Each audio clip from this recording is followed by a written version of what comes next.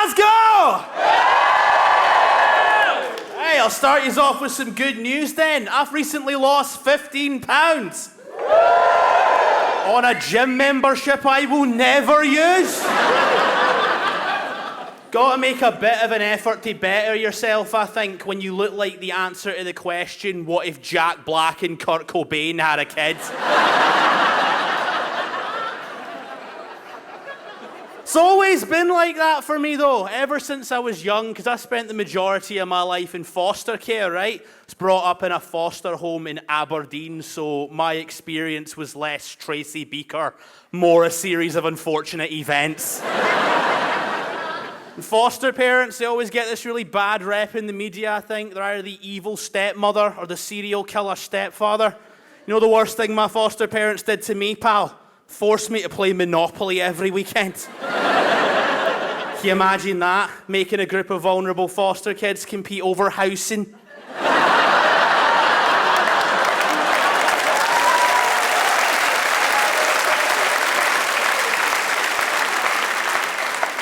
And send them to jail if they made a mistake. It's all right though, mate. That story does have a happy ending because I got adopted and my dad decided to bring us out to Dubai, which is a really beautiful city. Like, I can't slag it off too much. Aesthetically, somewhere between Star Trek and Aladdin, but politically between Henry VIII and Handmaid's Tale.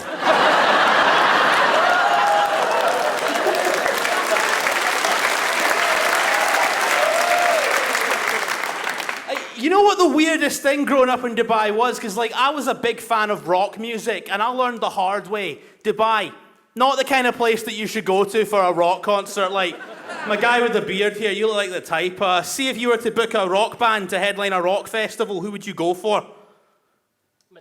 Metallica would be absolutely class, mate. You know who Dubai booked? James Blunt.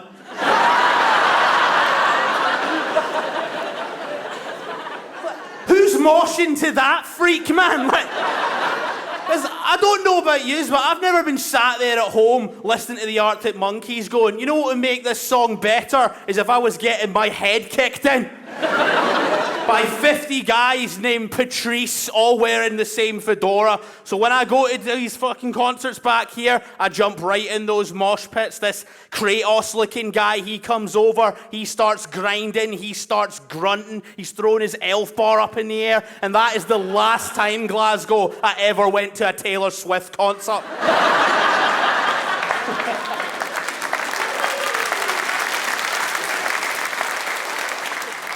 Things have been pretty good since I moved back to Scotland, though. I'm now a bisexual autistic comedian. Or, as Twitter likes to say, a brave, inspiring role model. I mean, I think the only thing that I'm inspiring is a gay remake of Tony Hawk's Pro Skater. I don't think I'm very brave either. The only thing brave about me is that I stay in this town called Renfrew, which... you cheer, but it's the only town in Scotland where you can see a screaming heroin addict banging on about how they don't want a vaccine because they don't want to live their life controlled by a substance.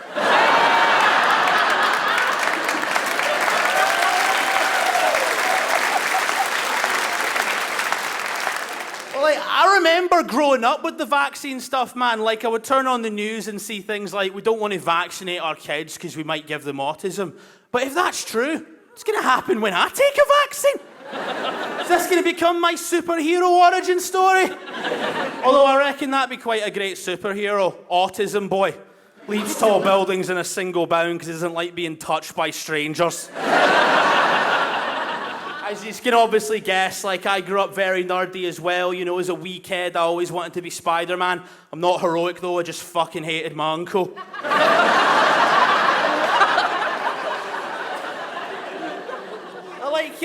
My biggest challenge growing up as a wee gay in Dubai, it wasn't even that, right? My biggest challenge was growing up with a Catholic dad and a Protestant mum, right? And my dad had this phrase that he used to drill into me when I was dead young. Like, whenever he would see me upset, he'd kind of boost his way over and go, "Oi, cowboy up, son. So you can imagine his surprise when the cowboys I took inspiration from was Brokeback Mountain.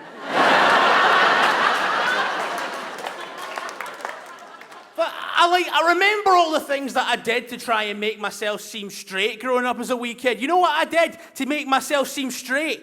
Wrestling.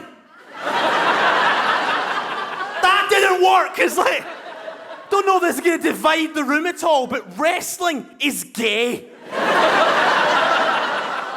Especially when I do it, right?